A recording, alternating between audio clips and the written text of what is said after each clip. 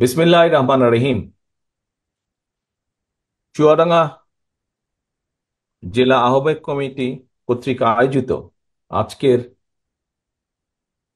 এই জেলা সম্মেলনের সম্মানিত সভাপতি বাবু খান, মঞ্চে উপস্থিত বাংলাদেশ জাতীয়তাবাদী দলের সম্মানিত মহাসচিব জনাব মির্জা ফখরুল ইসলাম আলমগীর, মঞ্চে উপস্থিত খুলনা বিভাগের বিভিন্ন জেলা থেকে আগত কেন্দ্রীয় নেতৃবৃন্দ এবং চুয়াডাঙ্গা জেলার উপস্থিত নেতৃবৃন্দ, আমার সামনে উপস্থিত সম্মানিত কাউন্সিলর বৃন্দ, আমার সহকর্মী বৃন্দ এবং উপস্থিত চুয়াডাঙ্গার বিভিন্ন পর্যায় থেকে আগত প্রিয় ভাই ও বোনেরা, আসসালাম আলাইকুম। আজকে চুয়াডাঙ্গা এবং বাংলাদেশ জাতীয়তাবাদী দলের জন্য একটি গুরুত্বপূর্ণ দিন। বহু বছর পরে আজকে চুয়াডাঙ্গা জেলায় বাংলাদেশ জাতীয়তাবাদী দলের ডিস্ট্রিক্ট বা জেলা সম্মেলন অনুষ্ঠিত হচ্ছে।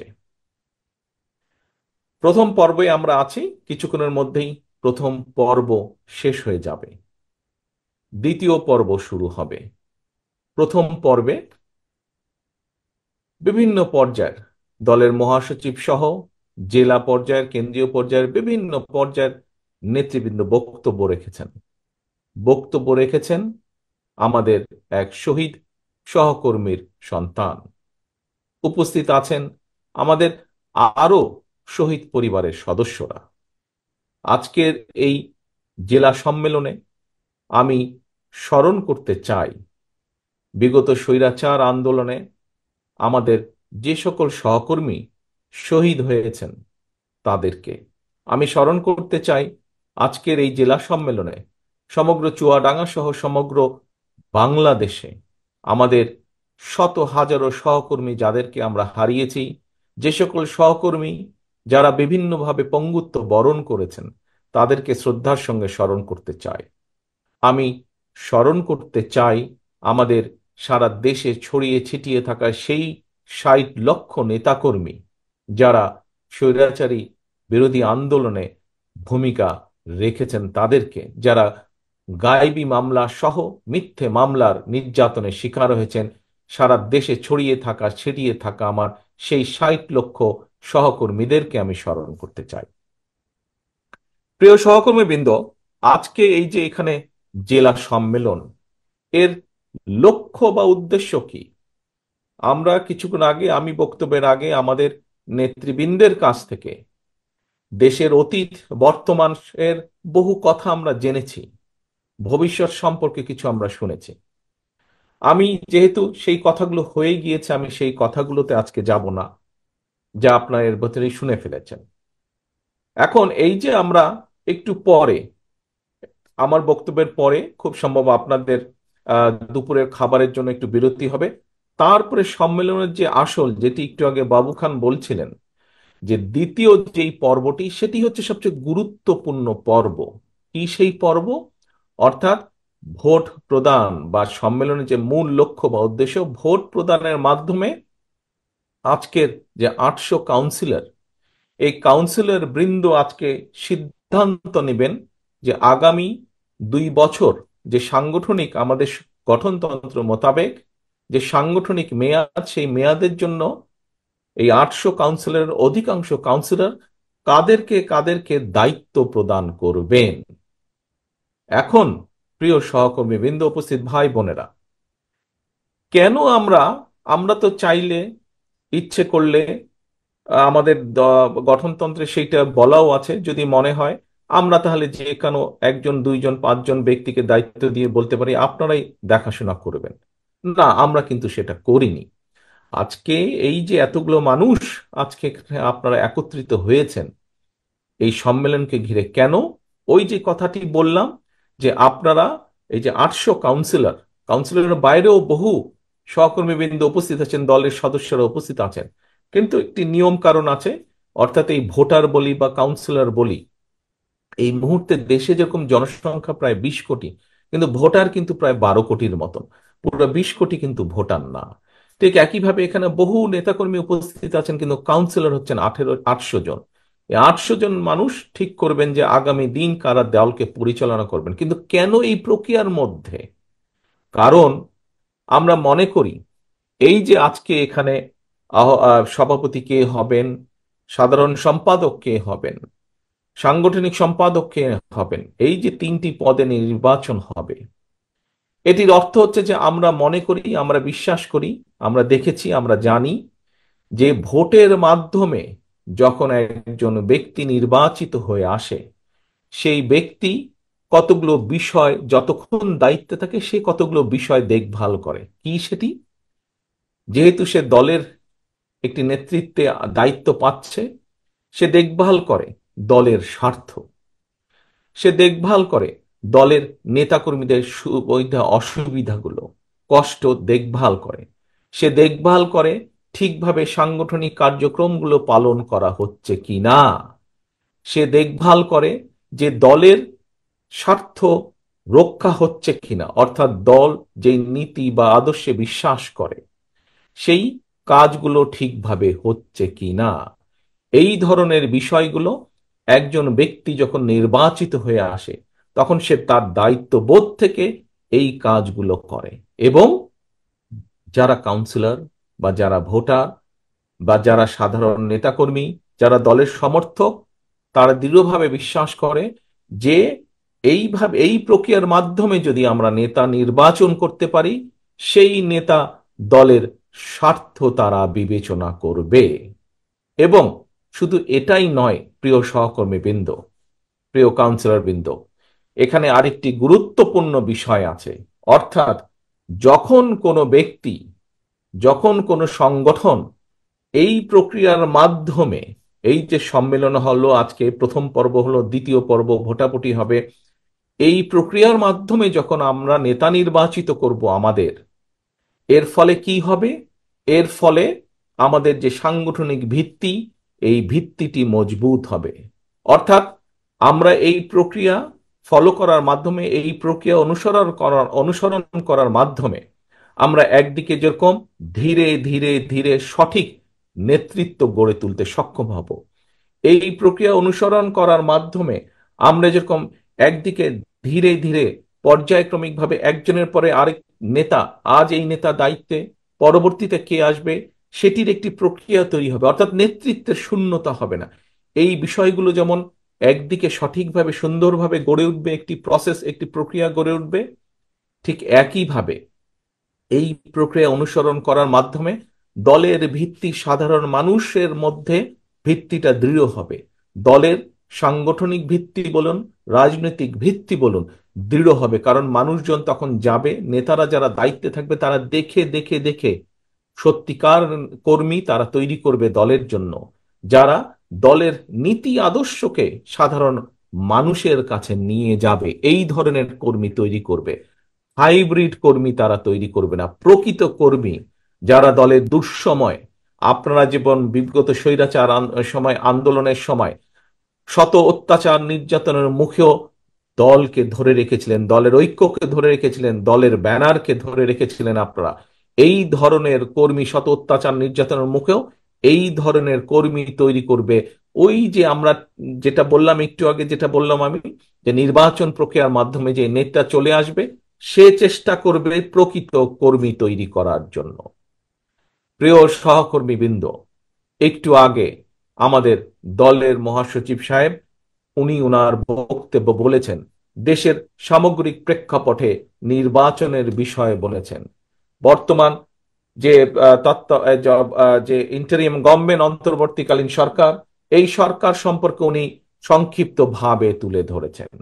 প্রিয় সহকর্মী বৃন্দ, প্রিয় কাউন্সিলর বৃন্দ, প্রিয় উপস্থিত ভাই ও বোনেরা, আজকে আজকে বাংলাদেশ স্বৈরাচার মুক্ত হয়েছে। স্বৈরাচার মুক্ত হওয়ার পরে একটি অন্তর্বর্তীকালীন সরকার বর্তমানে দেশ পরিচালনা করছে। আমরা বিএনপি সহ সকল রাজনৈতিক দল যারা স্বৈরাচার বিরোধী আন্দোলনে ভূমিকা রেখেছিলাম, যারা স্বৈরাচারী ভূমিকা আন্দোলনে এগিয়ে এসেছিল, এগিয়ে নিয়ে গেছিল আন্দোলনকে, সেই সকল রাজনৈতিক দল মিলে বাংলাদেশের মানুষের সমর্থন নিয়ে এই অন্তর্বর্তী কালীন সরকারকে আমরা সমর্থন দিচ্ছি। কেন? কারণ যেই অধিকার আদায়ের দাবিতে বাংলাদেশের মানুষ গত এক যুগেরও বেশি সময় ধরে বিএনপি সহ বিভিন্ন রাজনৈতিক দলের নেতৃত্বে আন্দোলনকারী, গণতন্ত্রী বিশ্বাসী বিভিন্ন রাজনৈতিক দলের নেতৃত্বে আন্দোলন পরিচালনা করছিল মানুষের অধিকার প্রতিষ্ঠার জন্য, রাজনীতিতে অধিকার প্রতিষ্ঠার জন্য, কথা বলার অধিকার প্রতিষ্ঠার জন্য, মানুষের মুক্তি, অর্থনৈতিক মুক্তি অর্জনের অধিকার প্রতিষ্ঠা করার জন্য, সেই লক্ষ্যকে বাস্তবায়নের লক্ষ্যে নির্বাচন প্রয়োজন। দেশের মানুষের ক্ষমতা দেশের মানুষের হাতে ফিরিয়ে দেওয়ার লক্ষ্যেই নির্বাচন প্রয়োজন, এবং এজন্যই অন্তর্বর্তীকালীন সরকারের মূল দায়িত্ব। হ্যাঁ, এখন এসেছে সংস্কারের বিষয়। প্রিয় ভাই বোনেরা, আপনারা সকলেই ওয়াকেফাল আছেন, দেশের মানুষ ওয়াকেফাল আছে যে বাংলাদেশ জাতীয়তাবাদী দল এই 1 মাস আগে নয়, 2 মাস আগে নয়, 3 মাস আগেও নয়, আজকে থেকে প্রায় 2 বছর আগে আমরা বাংলাদেশের এবং দেশের মানুষের উন্নয়নের জন্য 31 দফার একটি সংস্কার প্রস্তাব দিয়েছি। আজকে অনেক ব্যক্তি বা সংগঠন সংস্কারের কথা বলছে। আজকের অন্তর্বর্তীকালীন সরকার যে তারাও সংস্কারের কথা বলছে, কিন্তু এই সংস্কারের প্রস্তাব বিএনপি দেশের মানুষের সামনে প্রথম হাজির করেছে। কারণ বিএনপি দেশ এবং দেশের মানুষের জন্য চিন্তা করে বলেই আজ নয়, 3 মাস আগেও নয়, 6 মাস আগেও নয়, আজ থেকে 2 বছর আগে বিএনপি সংস্কার প্রস্তাব দিয়েছে। কিন্তু প্রিয় সহকর্মীবৃন্দ, এই সংস্কার প্রস্তাব এটি যে কোনো সাধারণ মানুষ বোঝে। সংস্কার প্রস্তাবের কাজ বা সংস্কারের কাজ অবশ্যই অন্তর্বর্তীকালীন সংস্কার, কিছু কিছু সংস্কারের কাজ এই সরকার শুরু অবশ্যই করতে পারে, আমরা চাইও যে তারা শুরু করুক। কিন্তু সংস্কার একটি চলমান প্রক্রিয়া। সংস্কার একটি চলমান প্রক্রিয়া। একজন শুরু করবে, বাকিরা তাকে, সেই সংস্কারকে তারা চলমান রেখে সামনে নিয়ে যাবে। কারণ দেশের মানুষের চাহিদার সাথে সামঞ্জস্য রেখে পর্যায়ক্রমিকভাবে সংস্কার পরিবর্তিত হবে সময়ে সময়ে। এখন প্রিয় ভাই বোনেরা, যেই কথাটি আমি বলছিলাম যে আজ আমরা কেন এখানে একত্রিত হয়েছি, আমরা ভোট প্রক্রিয়ার মাধ্যমে সঠিক নেতৃত্ব বাছাই করে নিব, যারা দলকে সুসংগঠিত করবে, যারা দলের নেতাকর্মীদের স্বার্থ দেখবে, যারা দলের আদর্শ নীতিকে মানুষের মাঝে নিয়ে যাবে, প্রতিষ্ঠিত করবে, যারা সত্যিকারভাবে রাজনৈতিক ভিত্তিরূপে দলকে গড়ে তুলবে। ঠিক একইভাবে আজ যখন দেশে, আজ যদি দেশে একটি সত্যিকার নিরপেক্ষ নির্বাচন অনুষ্ঠিত করতে পারে এই অন্তর্বর্তীকালীন সরকার, তাহলে প্রকৃত নির্বাচনের মাধ্যমে যেই ব্যক্তিগুলো নির্বাচিত হয়ে সেই সংসদে গিয়ে বসবে, সেই ব্যক্তিগুলো তখন এই দেশের মানুষের সত্যিকার যেই প্রয়োজন, এই দেশের মানুষের সত্যিকার যেই চাওয়া, সেইগুলো নিয়ে তারা সংসদে আলোচনা করবে, এই এবং তার ভিত্তিতে তারা বাস্তবতার নিরিখে পদক্ষেপ গ্রহণ করবে।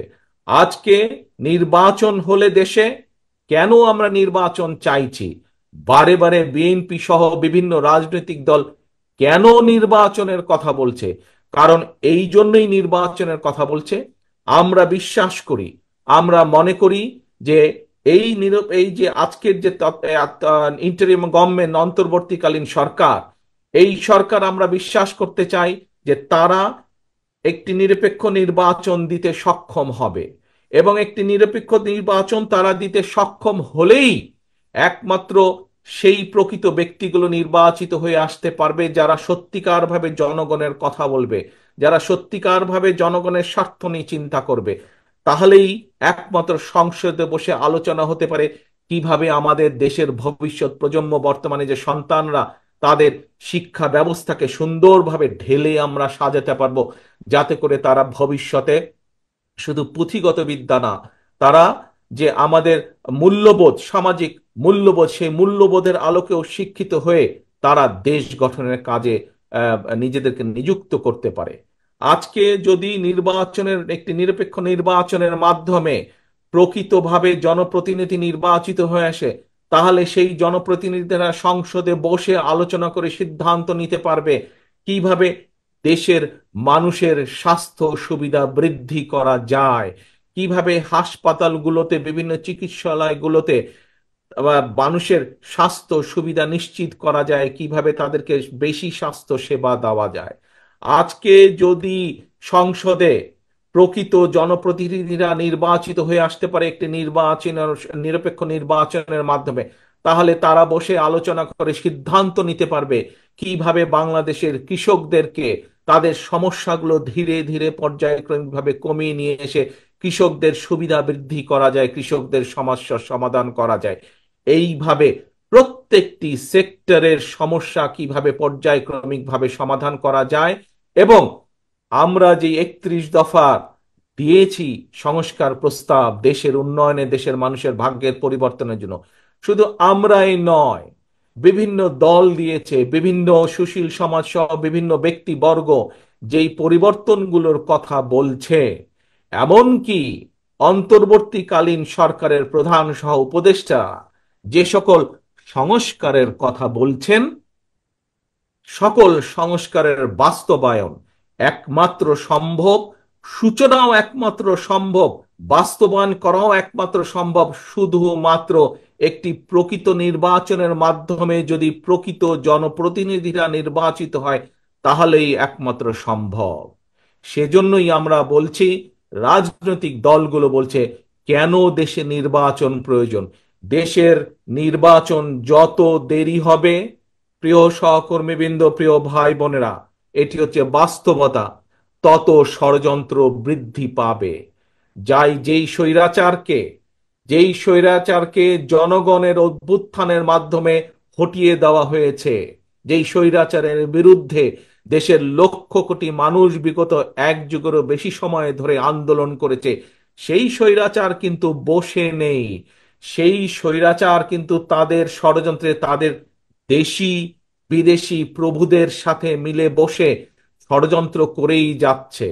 শুধু তাই নয়, নির্বাচন যত দেরি হবে, এই দেশের মানুষের স্বাস্থ্য সুবিধা, এই দেশের ছাত্রছাত্রীদের শিক্ষা ব্যবস্থা, এই দেশের কৃষকদের সমস্যা, এই দেশের ব্যবসায়ীদের বিভিন্ন সমস্যা, এই দেশের বিচার ব্যবস্থার সমস্যা, এই দেশের প্রশাসনের সমস্যা, যতগুলো সমস্যা স্বৈরাচারের সময় শুরু হয়েছিল, স্বৈরাচার করে গিয়েছে, এই সমস্যার গিট্টু আরো বৃদ্ধি পাবে।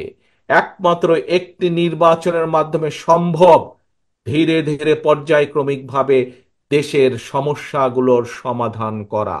সেজন্যই আজকে আজকে আমাদের দলের সংগঠনকে গড়ে তুলতে সম্মেলন যেরকম প্রয়োজন, আজকে দলের প্রকৃত নেতৃত্ব, ভবিষ্যতের নেতৃত্ব তৈরি করার জন্য সম্মেলন যেভাবে প্রয়োজন, ভোটাভুটি যেভাবে প্রয়োজন, ঠিক একইভাবে বাংলাদেশকে যদি গড়ে তুলতে হয়, বাংলাদেশের মানুষের ভাগ্যের যদি পরিবর্তন করতে হয়, সেই কাজ যদি শুরু করতে হয়, আবার যদি আমাদেরকে খাল খনন কর্মসূচি শুরু করতে হয়, আবার যদি আমাদেরকে শিল্প বিপ্লব শুরু করতে হয়, আবার যদি আমাদেরকে কৃষকের সমস্যার সমাধান করতে হয়, তাহলে অবশ্যই দরকার প্রকৃত জনপ্রতিনিধি, যারা দেশের স্বার্থে কথা বলবে, যারা দেশের মানুষের কথা বলবে, এবং তার জন্য প্রয়োজন নির্বাচন। এই কথাটা পরিষ্কারভাবে এই কথাটা পরিষ্কারভাবে আজকে আমাদেরকে তুলে ধরতে হবে অন্তর্বর্তীকালীন সরকারের কাছে, তুলে ধরতে হবে বাংলাদেশের মানুষের কাছে। কারণ এটি হচ্ছে পৃথিবীতে যে সকল গণতান্ত্রিক দেশ আছে, পৃথিবীতে যে সকল উন্নত দেশ আছে, তারা এই গণতন্ত্র চর্চার মাধ্যমেই ধীরে ধীরে তাদের দেশের অনেক সমস্যার সমাধান তারা করেছে।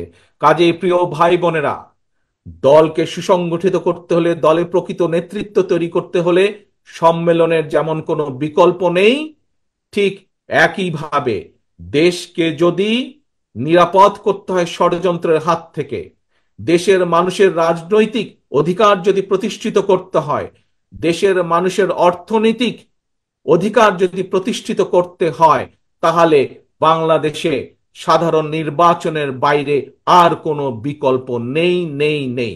কারণ সোজা একটি কথা, যদি দেশের রাজনীতি রুগ্ন হয়, যদি দেশের রাজনীতি রুগ্ন হয়, আপনি গ্যারান্টি দিয়ে বলতে পারেন যে দেশের রাজনীতি রুগ্ন, যে দেশের রাজনীতি অসুস্থ, সেই দেশের অর্থনীতি অসুস্থ, সেই দেশের শিক্ষা ব্যবস্থা অসুস্থ, সেই দেশের স্বাস্থ্য ব্যবস্থা অসুস্থ, সেই দেশের শিল্প ব্যবস্থা অসুস্থ, সেই দেশের বিচার ব্যবস্থা অসুস্থ, সেই দেশের কৃষি ব্যবস্থা অসুস্থ। এবং চারিদিকে তাকিয়ে দেখুন, বিগত স্বৈরাচারের সময় এই প্রত্যেকটি সেক্টরকে ধ্বংস করে দিয়ে গেছে। আজকে যদি এই সেক্টরগুলোকে আবার তিলে তিলে গড়ে তুলতে হয়, একমাত্র বিকল্প পথ হচ্ছে নির্বাচন, নির্বাচন এবং জনগণের নির্বাচন। যে নির্বাচনে জনগণ মুক্তভাবে, নিরাপদভাবে, স্বাধীনভাবে ভোট দিয়ে তাদের নিজেদের জনপ্রতিনিধিদেরকে সংসদে পাঠাতে সক্ষম হবে। একমাত্র সেই নির্বাচনের মাধ্যমে দেশের সমস্যাকে আমরা ধীরে ধীরে কমিয়ে আনতে পারবো ইনশাল্লাহ। ঠিক যেভাবে আজকে আপনারা এখানে একত্রিত হয়েছেন চুয়াডাঙ্গা বিএনপিকে আবার শক্তিশালী রাজনৈতিক ভিত্তির উপরে গড়ে তোলার জন্য, সঠিক নেতৃত্ব বাছাইয়ের জন্য, ভবিষ্যৎ নেতৃত্ব বাছাইয়ের জন্য, ঠিক একইভাবে দেশেরও ভবিষ্যৎ নেতৃত্ব, দেশেরও ভবিষ্যৎকে গড়ে তুলতে হলে নির্বাচনের বাইরে আর কোনো বিকল্প পথ নেই। আসুন আজকে আমরা জেলা বিএনপির সম্মেলনকে যেরকম সফল করার জন্য আমরা সকলে এখানে একত্রিত হয়েছি, একটি সুন্দর সম্মেলনের মাধ্যমে আমরা সেটিকে যেমন সফল করব, আগামী দিনে আসুন দেশের মানুষকে আমরা উদ্বুদ্ধ করি। এখানে আপনারা যারা আজকে উপস্থিত হয়েছেন, কাউন্সিলররা উপস্থিত হয়েছেন, সর্বপর্যায়ের চুয়াডাঙ্গার সর্বপর্যায়ের নেতৃবৃন্দ, সহকর্মীবৃন্দ, তৃণমূলের নেতাকর্মীরা উপস্থিত হয়েছেন। এর বাইরেও চুয়াডাঙ্গাবাসীর বিভিন্ন এলাকা থেকে বহু সাধারণ মানুষ, ভাই বোনেরা উপস্থিত হয়েছেন। আসুন, আমাদের সামনে লক্ষ্য এবং উদ্দেশ্য একটি, সেটি হচ্ছে এই দেশের মানুষের ভাগ্যের পরিবর্তন, সেটি হচ্ছে বাংলাদেশকে সামনের দিকে এগিয়ে নিয়ে যাওয়া। এবং এটিকে যদি করতে হয়, অবশ্যই অবশ্যই আমাদের সকলকে ঐক্যবদ্ধভাবে এই কাজ করতে হবে। আমি এখন আমি এখন আমার এখানে উপস্থিত বিএনপির সকল ভাই বোনদেরকে, বিশেষ করে তৃণমূলের নেতাকর্মী, কেন্দ্রীয় নেতৃবৃন্দ থেকে তৃণমূলের নেতাকর্মী যারা উপস্থিত আছেন, আপনাদের উদ্দেশ্যে সংক্ষেপে একটি বক্তব্য তুলে ধরতে চাই বক্তব্য শেষ করার আগে। প্রিয় ভাই বোনেরা, আপনারা প্রায় বলে থাকেন একটি কথা, কি, যে বাংলাদেশের সবচাইতে জনপ্রিয় দল বাংলাদেশ জাতীয়তাবাদী দল। এই কথাটি যদি আপনি মনে প্রাণে বিশ্বাস করেন, এই কথাটি কি আপনারা মনে প্রাণে বিশ্বাস করেন? দেখি কারাগারে বিশ্বাস করেন। এই যে প্রত্যেকটি মানুষ হাতে, ধন্যবাদ, হাত নামান। এই কথাটি যদি সত্যিকার ভাবে বিশ্বাস করেন প্রিয় ভাই বোনেরা, তাহলে আপনাদের প্রত্যেককে কিন্তু আজ নিজেকে সেভাবে গড়ে তুলতে হবে। শুধু কথা বললেই হবে না। বাংলাদেশের মানুষের প্রত্যাশা কিন্তু এখন স্বৈরাচারের পতনের পরে বাংলাদেশের মানুষের প্রত্যাশা কি, যে বিএনপি এমন একটি রাজনৈতিক দল, অতীতে যখন বিএনপি রাষ্ট্র পরিচালনা করেছে, তারা এই দেশের মানুষের বাকশাল থেকে বহুদলীয় গণতন্ত্রে ফিরিয়ে দিয়েছিল, এই দেশের মানুষকে গণতন্ত্র ফিরিয়ে দিয়েছিল। এই দেশে দুর্ভিক্ষ থেকে বিএনপি বাংলাদেশকে খাদ্য রফতানির দেশে পরিণত করেছিল। এই দেশে মাত্র কয়েকটি কল কল পাটের কারখানা ছিল, সেখান থেকে বিএনপি বাংলাদেশকে আজকে বিশ্বের অন্যতম গার্মেন্টস রফতানির দেশে পরিণত করেছে।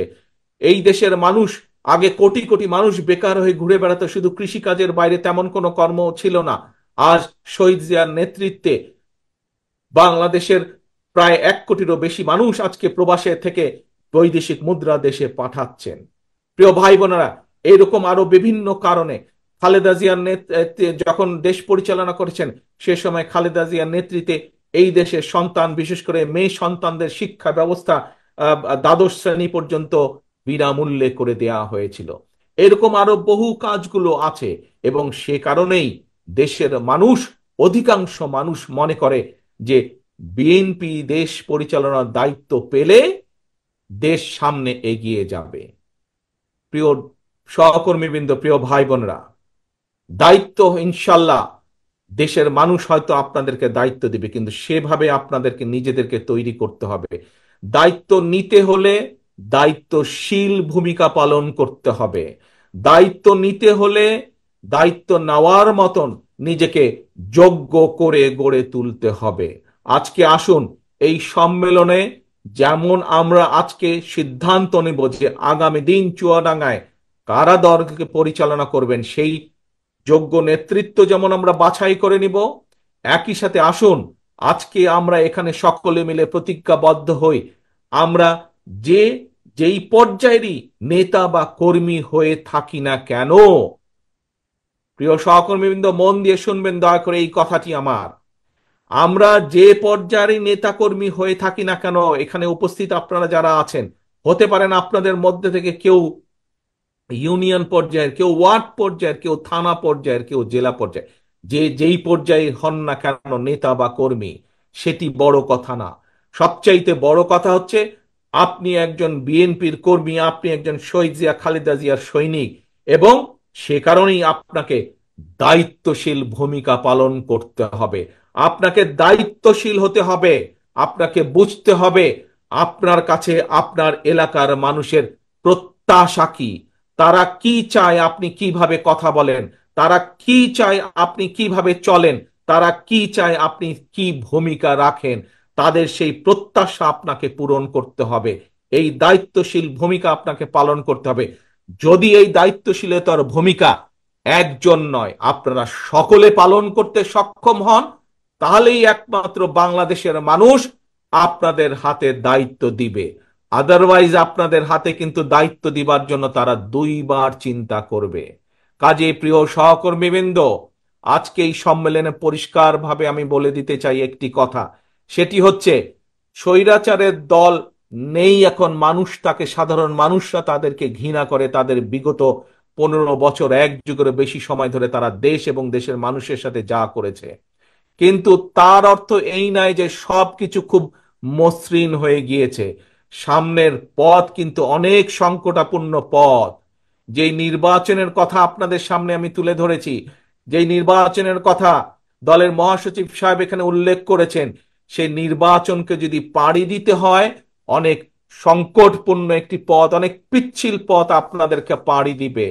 সহকর্মীবৃন্দ, আজকের এই সম্মেলন যেরকম ডিসিপ্লিন ভাবে, খুব শৃঙ্খলাবদ্ধ ভাবে আপনারা এই সম্মেলনের প্রথম পর্ব শেষ করলেন, আমি দৃঢ়ভাবে বিশ্বাস করি ইনশাল্লাহ গুরুত্বপূর্ণ যেই পদ দ্বিতীয় পর্ব, সেটিও আপনারা এই শৃঙ্খলার মতন করে, এইটাতে যেভাবে শৃঙ্খলা ভাবে করছেন সেটিও সক্ষম হবেন। কিন্তু এই সম্মেলনই শুধু করলে হবে না, আপনারা বিএনপির কর্মী, বিএনপির নেতা, এটি মনে রাখতে হবে। চুয়াডাঙ্গায় আপনারা সীমাবদ্ধ নন, আপনারা ছড়িয়ে আছেন বাংলাদেশের 55,126 বর্গ মাইল। এই দেশের 20 কোটি মানুষ আপনাদের দিকে তাকিয়ে আছে। আপনাকে বুঝতে হবে আপনার এই কাঁধের উপরে কত বড় দায়িত্ব আছে, এটি আপনাকে অনুধাবন করতে হবে। এটি আপনাকে বুঝতে হবে যে কত বড় দায়িত্ব আছে। আপনি শহীদ জিয়ার কর্মী, খালেদা জিয়ার সৈনিক আপনি। কাজী আপনাকে সেই অনুধাবন থেকে বুঝতে হবে যে কি দায়িত্ব, কি আচরণ করা উচিত এবং কি করা উচিত না। এটি বুঝতে সক্ষম হলে দেশের মানুষ সানন্দে আপনাদেরকে দায়িত্ব প্রদান করবে। কাজেই আসুন আজকে আমরা প্রতিজ্ঞাবদ্ধ হই, এখানে উপস্থিত প্রতিটা মানুষ যারা নিজেকে শহীদ জিয়ার সৈনিক বলেন, যারা নিজেকে নিজেকে খালেদা জিয়ার কর্মী হিসাবে দাবি করেন, প্রত্যেকটি মানুষ আজকে আমরা প্রতিজ্ঞাবদ্ধ হই যে আজ আমাদের আচরণ, এই মুহূর্ত থেকে আগামী দিনগুলো প্রত্যেকটি দিন আমাদের আচরণ হবে বাংলাদেশের মানুষের প্রত্যাশা অনুযায়ী। আমাদের আচরণ হবে আমরা যাতে 31 দফা যেটি জাতির সামনে হাজির করেছি, সেই 31 দফা আমরা পূরণ করার জন্য যা যা করা উচিত আমাদের, আমরা সেই মোতাবেক নিজেদেরকে তৈরি করব। এই হোক আমাদের প্রত্যাশা, এই হোক আমাদের প্রতিজ্ঞা আজ। পরিশেষে আমি এই সম্মেলনের সফলতা কামনা করে এবং একই সাথে এই সম্মেলন আয়োজনকে সফল করার জন্য, এই অনুষ্ঠানকে সফল করার জন্য আজকের যে আহ্বায়ক কমিটি অত্যন্ত পরিশ্রম করেছেন, এই সকল ব্যবস্থা যারা আয়োজন করেছেন তাদের সকলকে আন্তরিক ধন্যবাদ জানিয়ে আমি আমার বক্তব্য শেষ করছি। পরিশেষে আবারও একটি কথা, প্রিয় সহকর্মীবৃন্দ, প্রিয় বিএনপির ভাই ও বোনেরা, আপনাদেরকে অনুধাবন করতে হবে, আপনারা বিএনপির কর্মী। আপনাদের কাঁধে আপনাদের কাঁধে দেশের মানুষ কি গুরুত্বপূর্ণ দায়িত্ব দিয়েছে, এটি আপনাদেরকে অনুধাবন করতে হবে। পরিশেষে এই অনুধাবন করার আহ্বান রাখিয়ে আমার বক্তব্য শেষ করছি। আল্লাহ হাফেজ। বাংলাদেশ জিন্দাবাদ। বাংলাদেশ জাতীয়তাবাদী দল জিন্দাবাদ।